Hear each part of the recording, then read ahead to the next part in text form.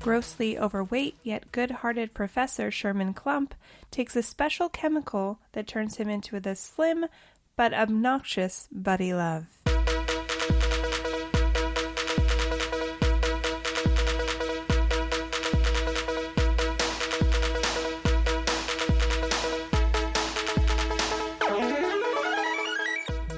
This is Ryan. And this is Ashley. And this is Ruining Our Childhood, a nostalgic weekly podcast where a married couple rewatches and reviews our favorite 90s and 2000 movies to decide if they hold up to our adult standards. That's true. That is how we wrote that. Yeah. And I just was thinking that we wrote that, but we've done 80s movies. Yeah. Technically. So. They're few and far between, though. That's true, because we were born in the 80s. Mm-hmm. In the later 80s. I was going to early. say, yeah. I mean, I was on the front half of the decade. I was in the back half. Hey, now. I don't know. Gross. Hi. How's it going, guys? I hope you are having a good... Or you guys had Mm-hmm. a good holiday weekend, whether you chose to celebrate or not. Which we did not. We just kept it low key. Yeah. As you should in this pandemic. I think this was a rare exception where I wasn't annoyed with people getting together. I was annoyed with people shooting fireworks off. Yeah, our poor dogs. They do not like them. Yeah, I mean, not a whole lot of dogs do. Mm-mm. Unless they're like really desensitized to it. But yeah, no, our poor babies. Yeah, they were very sad. So, yeah. Do you want me to take a trip down memory road and tell them about the movie? Yeah. Okay. Oh, but should we say what the movie is? Yes. This week, we're doing the 1996 classic. And that's crazy to me. I feel like this movie is not that old. I think in my head, I thought it was like 1999. Yeah.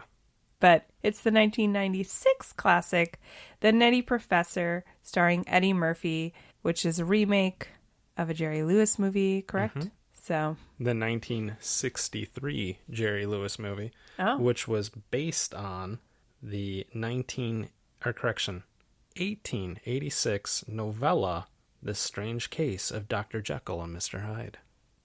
I don't know if I mean, it makes sense, but I never knew that it was basically like a take on Dr. Jekyll and Mr. Hyde. It makes sense. It makes sense, Wow. but I didn't know it either. You just blew my mind Yeah. with that. Anyway, go ahead and hit us with some facts. I will do that. This movie was released on June 28th of 1996. And it had a budget of $54 million, and it grossed $274 million. Popular TV shows from 1996 are the usual suspects of ER, Seinfeld, and Friends. The usual suspects. The number one song the week the movie came out was Bone Thugs-n-Harmony, The Crossroads. A couple other popular songs were Los Del Rio, The Macarena, and Blackstreet featuring Dr. Dre, No Diggity. And popular movies were Ransom, 101 Dalmatians, and the Nicolas Cage classic, The Rock. Those are movies. 1996. We've done this year. For sure. Off the top of my head, I can't think of any of them. But I know we've done movies from 1996. Scream, I think? There you go. Yeah. Yeah. So, 1996. Mm-hmm.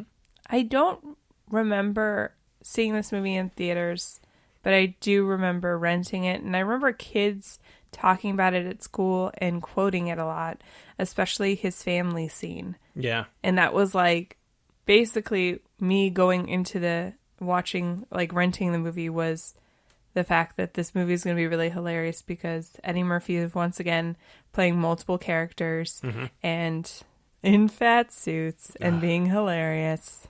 Hilarious. I saw it in theaters. Oh. We had just moved to Arizona. Nice. And the first weekend we lived here, my mom and aunt took us to go see it. Nice. And really enjoyed it. I remember like laughing my butt off, and then when it came out on video, we had it on VHS. Right. But you brought up a good point about kids quoting it. Like, I just remember the Hercules thing. Yes, Yeah. for sure. Mm-hmm. To a nauseum point, I think. Oh, yes. Yeah. Yeah. I felt like there was a TV show we watched recently where the kids would be quoting something, and the one kid was like a week behind. So then he would go see what everyone was talking about, and they had already moved on to the next thing. What were you watching where that was a plot point? I don't remember. I don't know. Yeah. We'll think about it. And we'll totally forget. And somebody's probably screaming it out right now. Because, yeah, it was very recent we watched it. It had to have been something... Wow. That's going to bother me. Yeah. Anyway, let's move on. Sorry. What was your first Eddie Murphy movie? If I had I would imagine it was probably Coming to America. Okay. Yeah. Because, like, I remember it being on USA a bunch. But the first one that I remember renting was Beverly Hills Cop 3. Because also Eddie Murphy, it seemed like, didn't do a lot of family-friendly movies. Very true. He did a lot of more edgier stuff. And I remember seeing previews for Beverly Hills Cop 3, and me and my brothers really hounding my mom to let us rent it. You hadn't seen the first two? Nope. That's so Had weird. not seen it. That's weird. So, you know what's funny is people crap on Beverly Hills Cop 3. I love it. Yeah. Like, because it was the first one you saw. First one I saw, and then I've, since seen the first and second, and they're great movies too, but I'm one of those people that I'm like, why are you crapping on that movie? It's great. It's hilarious. I'm like, oh, you saw the first two first. Which are really good. Yeah. The first one, I think, was the highest grossing movie, an R-rated comedy for like 20 years. Yeah.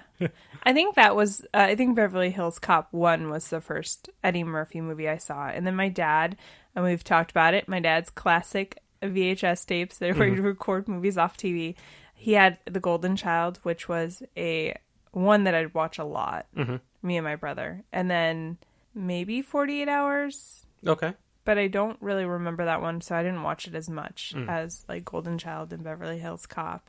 Definitely Coming to America, but I think Coming to America I watched a little bit later, like when I was maybe in middle school, and then going, oh, it's Eddie Murphy. Yeah. You know? I don't know how I even got into Coming to America other than it was on TV all the time. It was, like on USA. Yeah. TBS maybe. Mm-hmm. For sure. It seemed like maybe TBS owned the rights to 5 movies, and 2 of them were Crybaby and Coming to America. So I watched both of those movies a lot as a kid. Yeah, for sure. I would say like this was kind of a launching point for me to get into Eddie Murphy movies. So then I started watching a lot of his earlier work. And then after it, he was still doing family-friendly stuff like Dr. Dolittle, which I remember seeing, which was the other one for our poll. And then I saw the SNLs. Yeah. Like, I kind of was all over the place on my appreciation for Eddie Murphy. Well, because when he was on SNL. I think he had left SNL before I was even born. Yeah, so it would make sense. And, I mean, Comedy Central would show... And I think Comedy Central is another one that would play Coming to America a lot too, by the way. Probably. They would show like old SNLs, and that's how I saw some of those older episodes. No, that's definitely how I saw them. Like during the summer, I felt like have Comedy Central on constantly, all day because they were showing the Mike Myers SNLs and the Adam Sandlers, and then I remember they went to the earlier stuff randomly, but they skipped over like the Chevy Chase and Dan Aykroyd's and went right to the Eddie Murphy ones. And I remember just laughing my butt off at him. I know you were really excited when he hosted this last year. Yeah.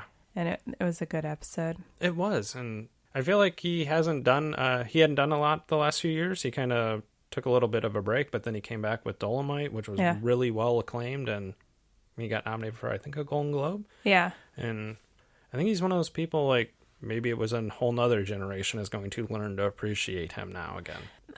I don't know if we've ever really discussed it, but, I mean, we have, because we've talked about it with, like, in the cases of Jim Carrey and Adam Sandler. Like, eventually you're gonna hit a rut, whether you just start taking every role. But, I mean, like, think of all the string of movies, like, in the late 90s and early 2000s where they weren't that great of his. Now I think of like Metro and Vampire in Brooklyn Yeah. and some of those, they weren't great movies. Yeah. Pluto Nash. Oh. I think I did see Pluto Nash, and I saw Norbit. I saw Norbit, yeah. Yeah. Norbit cost him a Academy Award, they say. Yeah? Because he won the Golden Globe for Dreamgirls, and he's fantastic in Dreamgirls. He is one of my favorite parts in Dreamgirls. And then they put out Norbit right before the Academy Awards, and they said it basically made people not vote for him, which is just insane. Shitty? Yeah, real shitty. Do you think this movie is going to hold up? I honestly don't know. Because I think I'm going to laugh a lot, but I know there's going to be a ton of body shaming and fat jokes that are going to make me feel uncomfortable. I was just thinking about it, and I'm like, will it be as cringy because it's making fat jokes about guys, which is kind of sexist for me to think, like, it's okay to make fat jokes about guys and not girls. But, I mean, if I think about the whole process of the movie is that he does learn to accept himself because the Buddy Love character, it turns out to be, like, a douche. Yeah. But, I don't know. I think there's going to be a lot of cringy moments.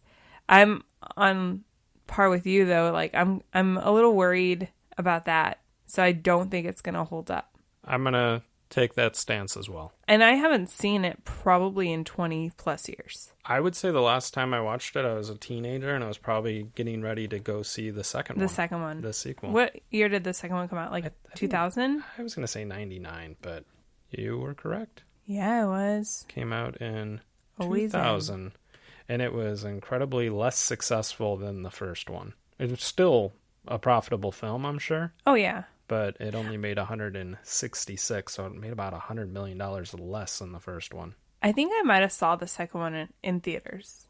I feel like the minute my brother got a driver's license, I had more access to the town that I lived in. I'm making fun of us because we'd be like, you want to go to town? And because we lived in a smaller area and going into the city, that's how we said, want to go to town? I know I saw the second one. I remember my oldest brother took me and my buddy to go see it. I think I would have been 16 that fall. So, yeah, we weren't driving yet. Yeah. I do want to congratulate you again on winning the poll. 2 weeks in a row, folks. Yeah. If we win next week, meaning me, we're on what is called a winning streak. I'm so glad you defined that because I'm sure people don't know what a winning streak is. That is a direct knockoff of Major League. Oh. They won 2 games in a row, and the coach is like, if we win tomorrow, we're on what is called a winning streak. Oh. We've been on one before. Let's try to do that. We'll see, because I can't remember what next week is, but I'm sure, I don't know. Are people picking you because they feel bad for you? Or are they picking it because the movie is probably better? I think this is a situation where this movie resonated with more people than Dr. Dolittle.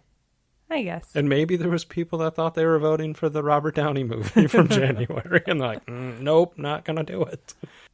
Maybe. I don't know. I'm proud of you for winning again. Thank you. And if you guys don't know what we're talking about, it's our polls.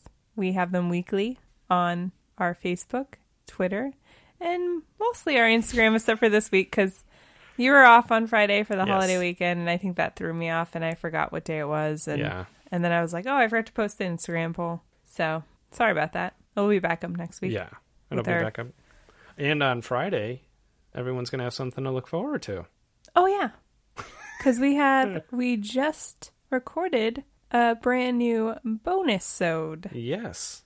The 1995 classic Clueless. Yes. So and it was a blast. Yeah, it's a good movie. And of course it's a good movie because we only pick good movies for our bonuses. And how do you get those bonuses? You sign up for the Ruiners Club at our website at ruiningourchildhood.com and click on the Join Our Fan Club link. You describe it so much better than I do. I'm like, just go to the website and you put in your email address. Go to the website and it will just psychically know that you want to join the Ruiners Club. I want to do something fun and special because we're going to be hitting our 60th episode today. Wow. Yeah. Wow. And I think I'm going to do a contest. Okay. for, I'm just thinking this, no, I've been talking about Yes. this, a contest for our Ruiner Club listeners. So definitely join the Ruiners Club to figure out how you could win a t-shirt. And we have to design that t-shirt still. Yes. Yes. I'm just going to get a t-shirt from our Just go get dresser them drawer. like a Hanes t-shirt. Yeah. Just plain black. We'll send it to you. Yeah. We do have that Goonie shirt. I'm just kidding. No, it's going to be a Ruining Our Childhood t-shirt. We're still designing it. So I will let you know via our social media when that will be something. And also you'll get an email if you're part of the Ruiners Club Yeah. because we have your private information. Yeah. And we're selling it. We're not selling it. Selling it to Russia. You heard it here. Right now, I know at least one person that's throwing away their computer. Like Ron Swanson. And he got his bacon from the ceiling boards and he's heading out. Yeah. And you know that one person too. Yes, I do. So, we hit all the marks, right? I'm Yeah, I not think we doing did. very good at it. We got one more, though. Oh, yeah. Where can you stream this bad boy? Thank you, Ryan, for asking so I don't have to awkwardly say it. The Nutty Professor is available to stream if you have the Stars app subscription, which we do. Because we've been meaning to watch the newest season of Outlander, and I keep putting it off because I read a spoiler and I don't want to watch it. But I will. Anyway, Stars. It's also on Crackle with ads. Okay. And if you have DirecTV, I believe it's part of the... On demand? Yeah. Oh, okay. I really want to test that theory because I feel like there's a lot of movies that it's listed. And I wonder if that's true. Somebody with DirecTV, tell us. Danny. That's the only person I can think of that has DirecTV. Anyway, are we done? I think we are. We're going to go ahead and hit the... Pause. And go watch The Nutty Professor. Okay, bye. Okay, and we just finished watching The Nutty Professor, and we're going to go ahead and we're going to go ahead and break down our movie with our categories, like we always do. And our first category is Well, Hello There.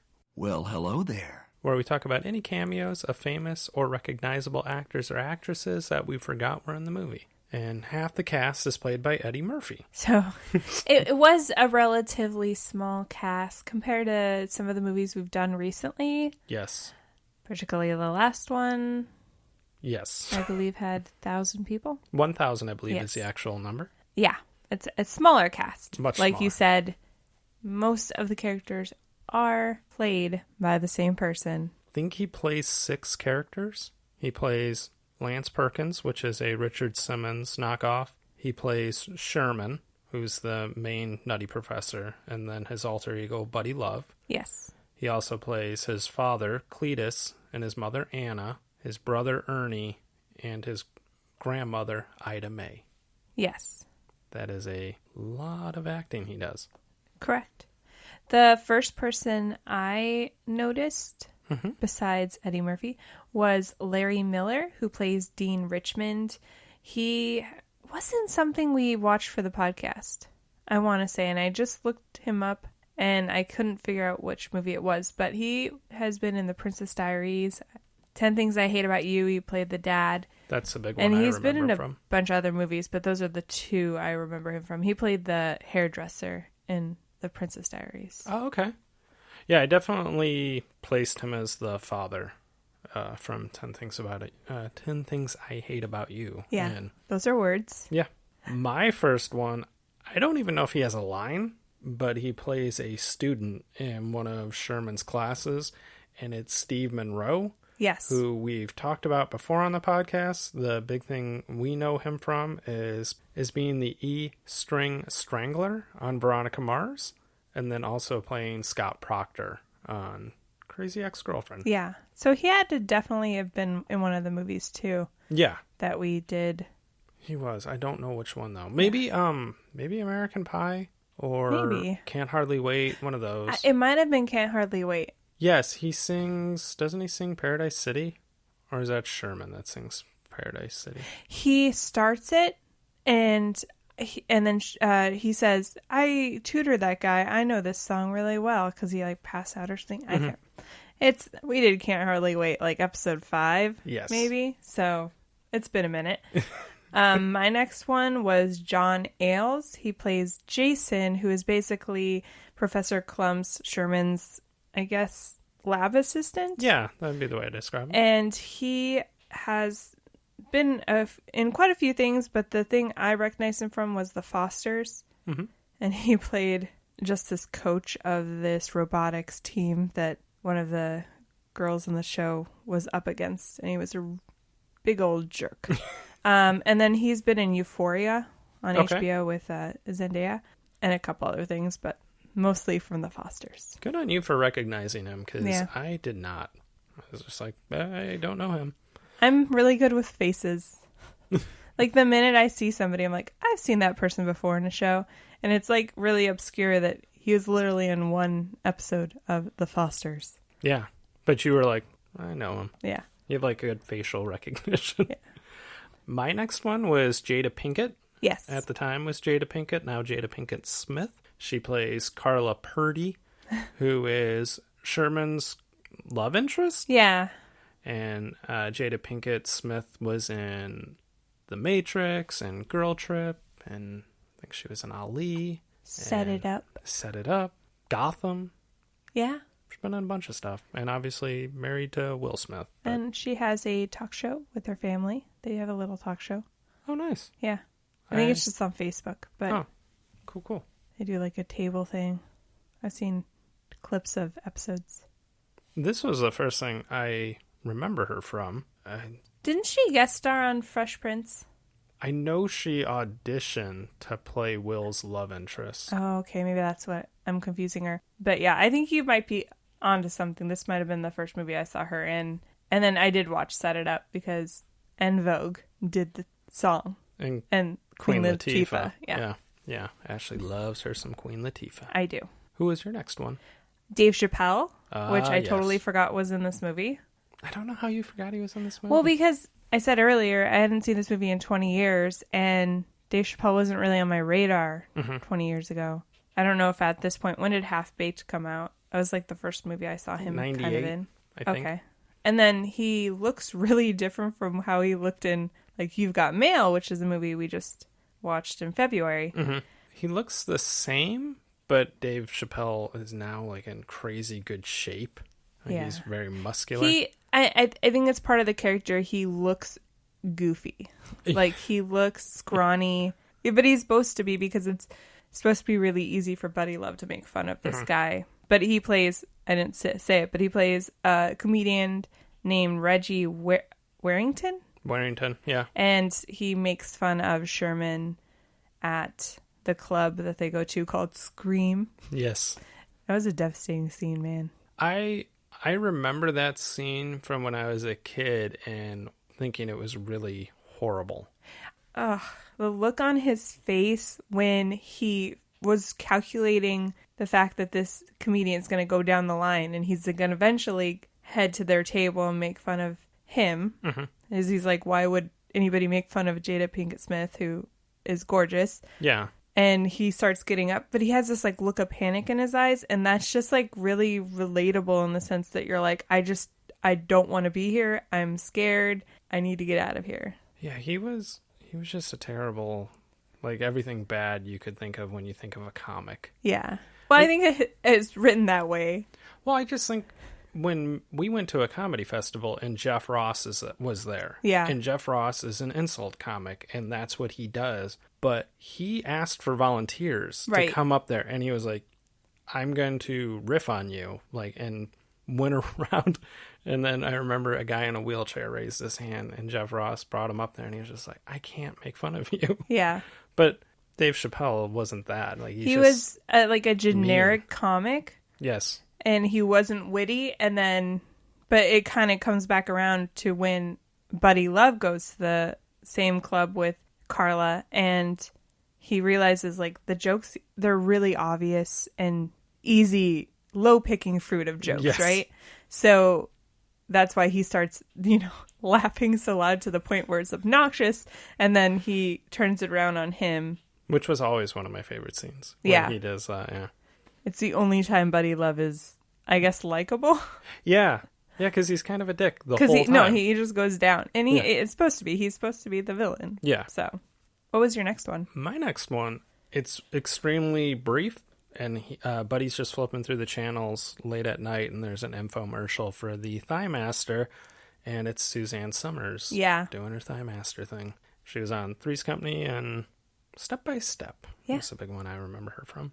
She had an autobiography come out in the last couple months. Oh, okay. And by the last couple months, I mean maybe January.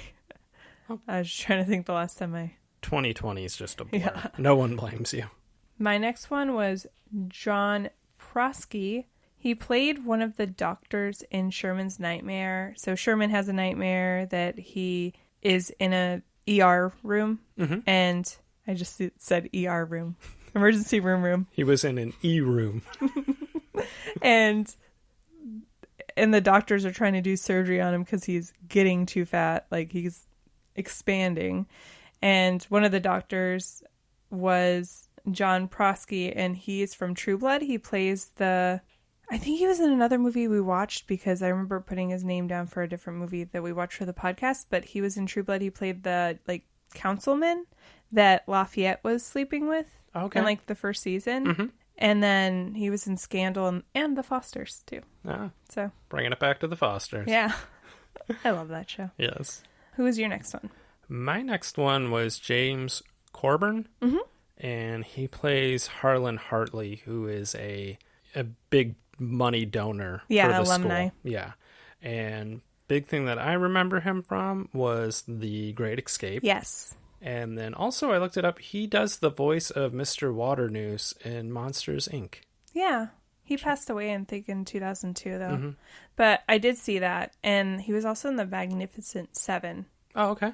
The original, not the one with Obviously. Chris Pratt and then Denzel Washington was in that? I believe so. I never watched it. And he would have been dead. Yes, that's very true. Very true. But, technology, Yeah. I mean, they did bring Carrie Fisher back in the Star Wars movie. Am I right? Spoiler alert. I'm just kidding. Did you have anybody else? Nope. Let's move it along. Okay.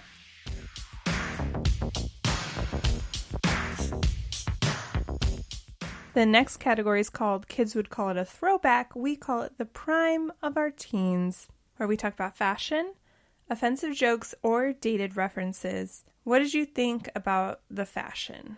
I really didn't have any issue with what Sherman was wearing or Buddy Love at some point. Buddy Love was wearing a real nice red pinstripe suit. Yeah. Which it was fire truck red, but Yeah. he still pulls it off, because the thing that I thought of was Eddie Murphy in Raw. Yeah. When he wears the red leather jacket. Looks good in red. He does. But it was nothing too crazy over the top for me. I felt like Sherman's clothing was your classic professor. He wore a bow tie. Mm-hmm. It didn't look dated. Some of Carla's clothes looked a little dated. She wore a lot of pantsuits and two-piece skirt combos that were really 90s. But other than that, yeah. I did like the hat that Dave Chappelle's character wore. It reminded me of the Dr. Seuss hats, but it was a little shorter. Mm-hmm. It was like a top hat. Yeah. And then I did like when he took it off and revealed his dreadlocks, which Buddy Love promptly calls, I've heard of dreadlocks, but those look like shitlocks. Yeah. And he's like, get that shit off your head. That's great. What about any offensive jokes or dated references? Where do I begin? There was a ton of offensive fat jokes. Yes. That which are not surprising. No. I will say, as far as dated references, there's the scene where they're Sherman's family's eating dinner, and they start talking about talk show hosts. Yes. And they mention Montel Williams, Jenny Jones, Letterman, Leno, Ricky Lake, Maury Povich, and of course Grandma goes off about Mike Douglas. None of those people, I think, have a TV show or have a talk show anymore. That's true. Yeah. They did talk about Oprah because they were talking about weight loss, and because Sherman didn't want to eat, or he was eating very daintily, I would say. Yeah. And to the point where there's a scene where he puts a little bit of salt on something. It was just like so funny. But yeah, so they're talking about how like Oprah shouldn't be losing weight, and then yeah, I'm pretty sure the grandma just starts naming all the TV shows. It's like, randomly. oh, Mike Douglas. Yeah. Like, oh God. Well, we did kind of mention, or you did mention Suzanne Summers in the commercials. Like I thought, like he was flipping through commercials, and it was so many 90s weight loss commercials. It was probably like, I know like the peak of weight loss and going to the gym like was the 80s, but I think it extended into the 90s where people were obsessed with it, because it went from like you should be healthy, and I'm using air quotes because it was all about like low fat, eating like Snackwell cookies, to going to that heroin chic look if you're a woman. And men, it was all about being either really slim or really muscular. Yeah. So that's just something that our country still has an obsession with. Like, I think of all the different fads that have come and gone, like the Atkins diet. Yeah. I remember Dr. Phil had one at one time. Yeah. And Nutrisystem. Oh, yeah. I mean, those are still around. Yeah. Like our country's always moving to whatever the next one is, where it's going to be little effort and you're going to lose weight. Yeah. Yeah. It's not that easy. No. Otherwise, every single person would be walking around with a six-pack. Yeah. What else did you have in this category? Just the sheer volume of fat jokes. Yeah. Like we mentioned Reggie, when he just goes down the line of just insulting people, and then he got to Sherman and, does you have more crack than Harlem. It was like all these terrible cliche jokes. Oh, yeah, because he's not that great of a comic. No. But he was on Def Comedy Jam. Yeah. Yeah. But yeah, I didn't have a ton of offensive jokes. If you can get past there was a lot of fat jokes. There was, but I felt like it was concentrated with the scenes with Dave Chappelle's character, and then the dean was equally as bad with making Sherman feel like shit for being bigger. Yeah. He, at one point, says, go back to Planet Fat or something like that, like when he fires him because Buddy Love essentially takes his job. And yeah, he calls him like chubby and all this stuff. But I think a lot of the jokes have more to do with like how Sherman views himself as a bigger person. So I think it could have been worse, but there was parts that were super bad. But we still live in this society where people feel like it's cool to dehumanize people who are overweight or bigger. And then they really don't like when people start liking themselves regardless of their size. The internet hates it. How dare you be proud of your body, proud of yourself, and positive about yourself. How dare you?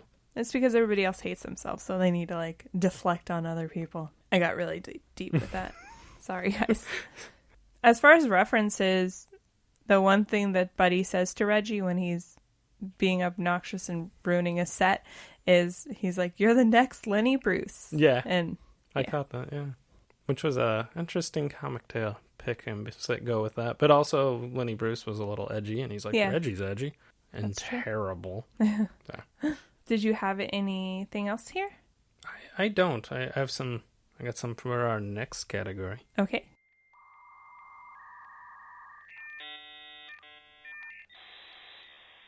Hit us with the next category. We're going to go ahead and change the channel using the knobs on our old TV and talk about some technology. What pieces did you notice? Just mostly like in his lab where he is making a weight loss serum. There's a lot of bulky computers, green and black screens. So I never understood the green and black. It was what I don't know. But I never understood why they didn't do like black and white. Maybe the green, I guess, was probably better for your eyes. Maybe. Yeah. I'm not a big computer nerd. No. I mean, in a sense, as the history of computers, so I don't know. Yeah, no. The other thing that I noticed was just he had a really old-looking icebox refrigerator. Yeah.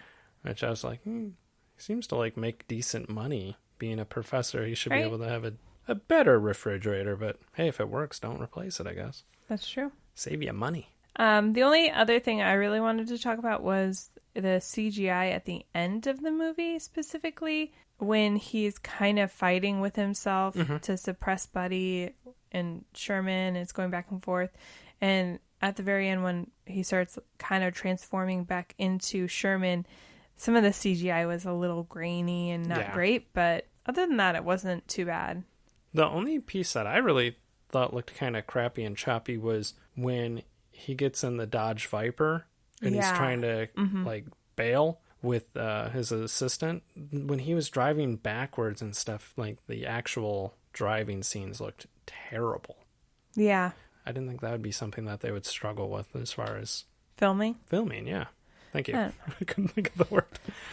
However they make these movies. What do they do? Magic. Did you have anything else here? I did not. I did like, and we didn't say this in the cameo, but at the Scream Club, the first night he goes with Carla as Sherman, Montel Jordan is performing. Yes. So that's pretty sweet. If that's not 90s R&B right there. I think if I was making a movie, I would absolutely steer clear of having a musical act perform in the movie. Even if it was like somebody that's had like numerous hits? Yeah. Even if it was Madonna, I think I would steer clear of it because like at some point, like in Montel Jordan's case, he had 1 or 2 hits. Yeah. And he's not a huge name. Right. So I would...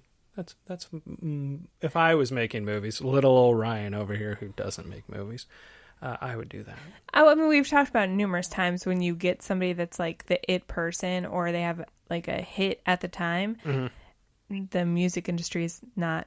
It's similar to the movie industry. Like you're hot one minute, you're not the next. So it does date it. Especially in movies when you think it usually. A movie's filmed about a year before it comes out, or sometimes 2 years. So having Montel Jordan, he probably had a hit the previous year. Did you have anything else for this category? Shall we move on? We shall.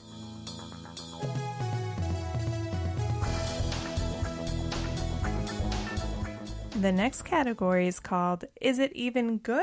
Where we dig for some plot holes. And talk about the plot and funniest and cringiest moments of the movie. What did you think about the plot? I know you're gonna be like, it's not believable. The part that he like transfers different people? Yeah. But like I said, we're a society that is obsessed with our weight. Right. So the idea that this guy is coming up with a weight loss serum is totally believable to me. That's believable. I also looked at it in the sense that he obviously is a bigger person. He doesn't feel great about himself because our world is really great about telling people that they should lose weight, they should look a certain way. We have high beauty standards. Yes. And he falls into those traps that he needs to be constantly dieting. He needs to be working out. And the only way he's ever going to be loved is if he looks like Buddy Love. Yeah. So that to me is... It's very true to how some people feel. Very true. Regardless if you're overweight or not, you know? Yeah, no, I totally agree. What about plot holes? The only thing I wrote down, apparently, was in the beginning of the movie, he's getting to the campus and there's just hamsters everywhere. But I didn't realize some of them were hamsters, and some of them definitely look like rats. Ew. There was a couple, like, because they show... like just a montage of different areas of the campus that had hamsters crawling around. And I'm like, that's a rat. Yeah. I swear. The part I thought of was, like, I get he bumped a button and opened all the cages when he left. It made a pretty loud noise, so I think he would have noticed. Yeah, that's true. But I also thought he would have, like, closed a door behind him. So how did they all get out of the office? Yeah. That was... good plot hole, Ryan. It just seems like he would have came into... literally hamsters and rats everywhere. And can you imagine how many babies they would have made? So many. So many babies. For me, the one big plot hole, is, and they kind of mention it, he buys a Dodge Viper. Yeah. And I was just like, well, why didn't you just rent it? Like, I know he's like, I'm going to buy this car so I can impress Carla so she'll like me because it's Buddy and he's Bad Decision McGrew. But I'm like, just rent it, man. And he also used the school's expense account. Yeah. Yeah. which is a total dick move. But you come to find out, Buddy's not that great of a person. I'm pretty sure you would get fired. I am surprised he didn't because I felt like the dean was gunning to fire him. He didn't like him. No. From the get-go.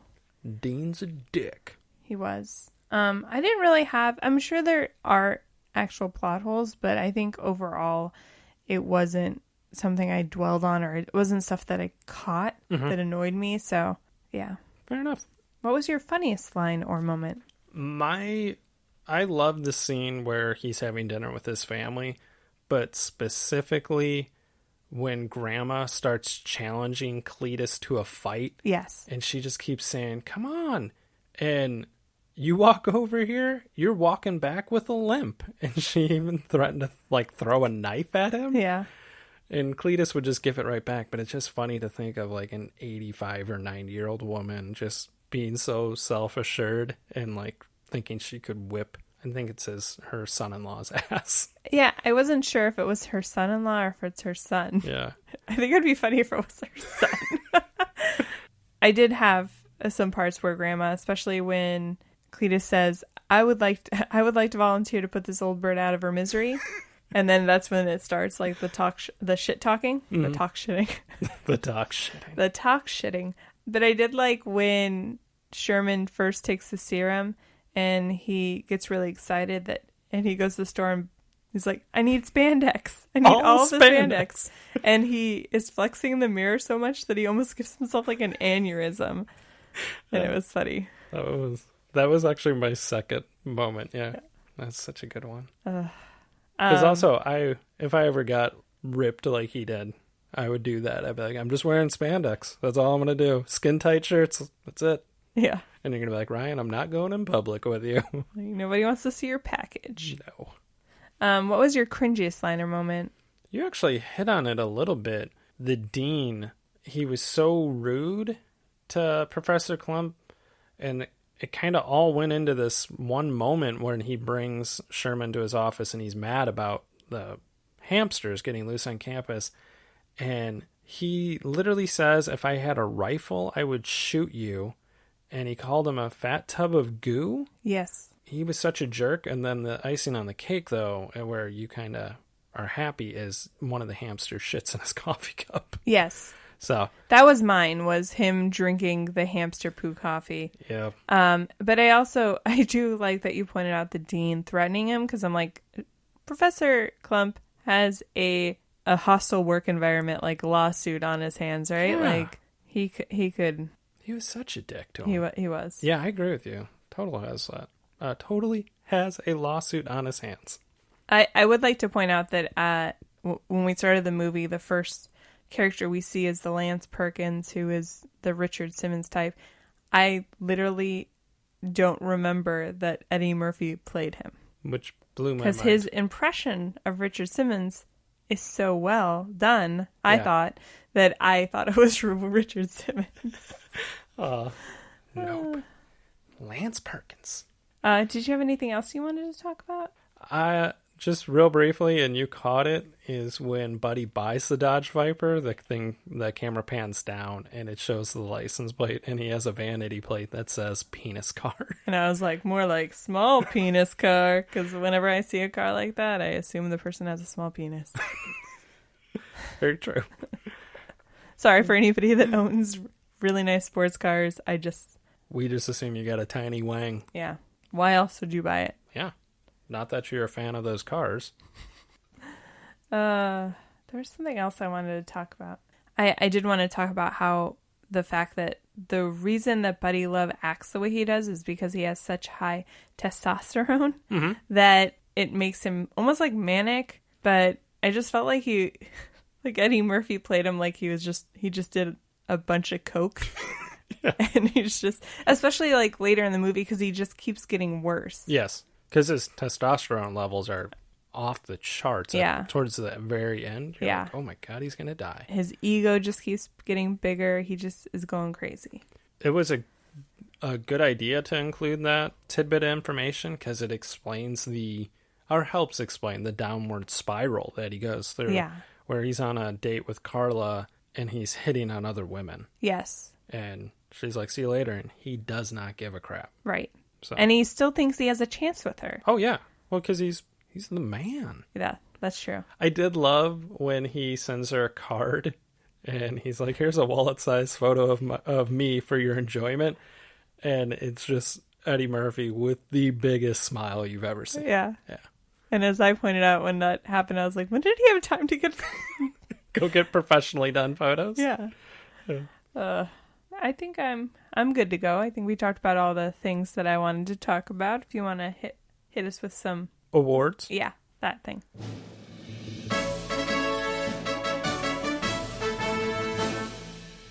As always, it is award season here on Ruining Our Childhood. We give out 2 awards every week, the first of which is the valedictorian to the Nicolas Cage Online School of Bad Acting.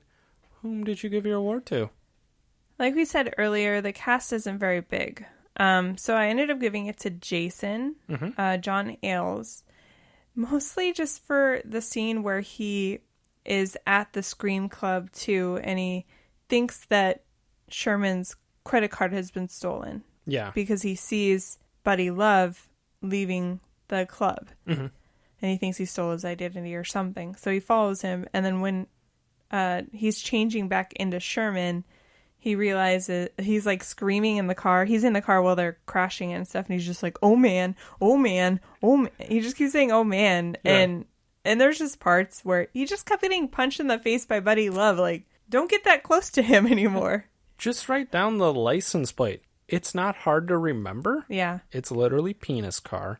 No, you're going to go confront the guy you think that stole a credit card. Right. And just like every single time Buddy bested him, he punched him in the face. And it was just like, eventually you shouldn't even be in arm's length of this guy who keeps punching you in the face and running away. Yeah. I thought all the other characters served a better purpose, I guess. Yeah, I agree. I did give mine to someone else, but I do not disagree with your choice. I gave it to Larry Miller as Dean Richmond. It wasn't that his acting was bad, which is the implication of our award. He was just the worst. They have an alumni ball, and he's grading people when they're walking through, and he's like asking an old lady, like, says to her husband, when did you marry Sharon Stone? And then he's like, keep your legs crossed. I'm like, you're just gross. I guess that's also a reference we missed. Oh, yeah. There you go. Yeah. I missed that. But, yeah, I can see it. The hostile work environment, I think, is probably the thing that was the most triggering, because I've worked in hostile work environments. Yes. My boss didn't threaten to kill me. To your face. That's true. But they made life hell. It's almost just like, why do you hate Sherman so much? Yeah. By all accounts, he's a very nice man. He's very brilliant. Mm-hmm. He's good at his job. I mean, he's a little clumsy because he's fat. Yeah. And I'm using air quotes in that because that's kind of how they portray him. Like, he doesn't know to stand a foot away from the chalkboard. When you're overweight, you avoid certain situations because you know your weight could be a factor, like going to a crowded club. You would adjust to a lot of those things that they put him in. Like, the way they wrote it was like he somehow just learned that he's fat and he's, I don't know. Yeah, that's a good point. Like when you said earlier, when he flipped the switch. Yeah. Which it doesn't seem believable in the first place, but the second place, like, he would know where the switch is because that's his lab. Yeah. And he would avoid it because I'm sure that's not the first time that's happened. No. Also. And you bring up a very good point because we both struggled with our weight. Yeah. You're aware of your radius. Yeah. And how big you are. Yeah. Or you become aware of it. And he's clearly aware of it. He didn't just become overweight. Yeah. So, but back to the dean. Mm-hmm. Yeah, he's a douche. Total. In summation, he's a douche. You want to move on to the next award? Yes. The next award is the Thomas J. Hanks Award for Exceptional Acting. Who did you give yours to? I gave it to Eddie Murphy. He obviously played, like we mentioned, a lot of the characters in this movie, but specifically for when he plays the grandmother, because I think if you showed this to a person who had never heard of this movie, they wouldn't think that was Eddie Murphy. That's true. He does such a good job throwing his voice for all the different characters. He was just fantastic in it. I think the makeup that they did for his mom was really good. And you know what it is, I think? Because she didn't have wrinkles. I think on the dad and the grandma, they had wrinkles, and I think maybe that's harder to fabricate. Yeah. But I thought like his mom didn't look like Eddie Murphy at all. And then his, I guess, voice for her was perfectly fine too. I think the only one that I felt kind of looked like him was his dad. Yeah. His brother didn't really look like him. Grandma, mom. I also gave it to him. Mm-hmm. Honestly, it was no contest. Yeah. He does such a good job as in this like endearing, kind person as Sherman, and then this over the top egomaniac Buddy. Yes. And then he does really good. And the grandma was my favorite character. Grandma's the best. I mean, there's a reason why they made a sequel, and it centers more around his family because that was a big part of the movie that people liked. Yeah. So. And that's a good point, because when you watch this, there's essentially 2 dinner scenes with them. Yeah, they're not in a large part of the movie, if you think about it. There is the alumni ball, which his parents are at. Yeah. Which was pretty funny, because his mom and dad are ready to fight to defend him, and he's like, I'm glad I brought my knife. And his mom's like, I got my razor. They're ready to go. Yeah. I did like when Carla comes over for dinner, and Grandma's talking to her, and she's like, can you say you can wear a white wedding dress? I have a wedding dress. You can borrow it. Something an older person would say. Totally. And then she did drop in, I mean, Sherman can wear a white tuxedo because he's never had relations. I was like, Grandma's top notch. Yeah. So now I guess we can answer the question, does this movie hold up? And what do you think? I honestly think if you accept that this movie is going to have fat jokes, yes, it's a really good movie. I agree. The prosthetics that he wears look fantastic, and I did see the makeup artist from this movie won the Academy Award that year for it. Eddie Murphy was nominated for a Golden Globe. He didn't win, though. It's classic Eddie Murphy. Yeah. And it was really fun. I think if this movie was made today, what was I saying earlier about it? You said you could have 2 people play him. Yes, because my whole concept is that being in a fat suit is kind of first of all, it's an overdone trope. Yes. Second of all, it's kind of offensive to people that are bigger. But I do think this movie, the reason I think it holds up is because it does humanize him as a bigger person, and at the end he learns that it doesn't matter. And to be honest with you, Carla was into him the minute they met. It's just he let his own head get in the way. Yeah. His own doubts of himself. So I think him learning that he can be loved no matter what size he is the biggest takeaway. And I think that's a good message. But I just think that you can tell this movie was written by somebody that's probably never struggled with weight, though, because they made some jokes that weren't great. And a lot of the villains were saying the most heinous jokes. Like Buddy made fun of him. The Dean made fun of him. But just even the situations he found himself in, I thought weren't very, I guess, friendly to people that are bigger. Yeah. But I think overall, I think the message, the intention was good. Yeah. And the message was good. Very much so. Yeah. We'll have to do the sequel at one point, because I don't think it's going to have the same heart to it. I've only seen it one time. I remember the sequel thinking the one thing that when I left going, why wasn't Jada Pinkett in it? I guess it's weird because they don't really end it on a kiss or anything. It's just like, maybe it's more platonic. Yeah, they were like dancing and having a good time, and yeah. I also felt like, because we've hit this trope before, but like, I guess we kind of discussed it in the Billy Madison episode where it was like the man child and the woman that wants to solve it, where it's like the opposite of like, this guy was really great. He was nice. He was respectful. He has a great job. Yeah. He's really smart. And he does deserve the girl in the end. Yeah. Good point. You know? Yeah. I don't know. That's just me, though. I enjoyed it, though. I laughed. I did. I laughed a lot. Took me back to being 12-year-old Ryan. Yeah. What is our poll for this week? I don't know if you have a particular theme. Mm-hmm. I guess. Ooh, I think I thought of one. The theme this week is shitty parents. The first choice is Matilda. Okay. And the second choice is Parent Trap, the Lindsay Lohan version. I was going to say the 1998 version with Lindsay Lohan. Yeah. Who are you going to throw your hat behind? I'm going to throw my hat behind the Parent Trap because I saw it in theaters. Okay. I don't know how, but Disney sent me free passes for like an advanced screening. Fancy. Yeah, so I got to go see an advanced screening, but my brother's got to go see Armageddon. I was a little jelly of that, to be honest. Your little peanut butter and jelly. Yeah. That's fine, because I definitely loved Matilda as a book and a movie, so that sounds fine. Yeah. So you guys get to choose. We'll have that poll up on Wednesday on Facebook and Twitter, and then it'll be on Instagram on Friday. We'll actually put it up this week. Probably. Fingers crossed. Yeah. But thanks for listening, guys. We hope you had a fine time. And check out Clueless Friday, Ruiners Club. Yeah, and if you need to sign up, again, ruiningourchildhood.com. Join the fan club. Join the fan club. Boom. Put your email in, and you'll get an email with a special password. And then you'll get an email about a t-shirt. Yeah. Way to sell it, Ashley. You'll get an email about a t-shirt. Get an email about a Ruining Our Childhood t-shirt. What am I, Ryan? With the vagueness? Vagueness. Just kidding, Ryan. I know. Okay, bye. Bye.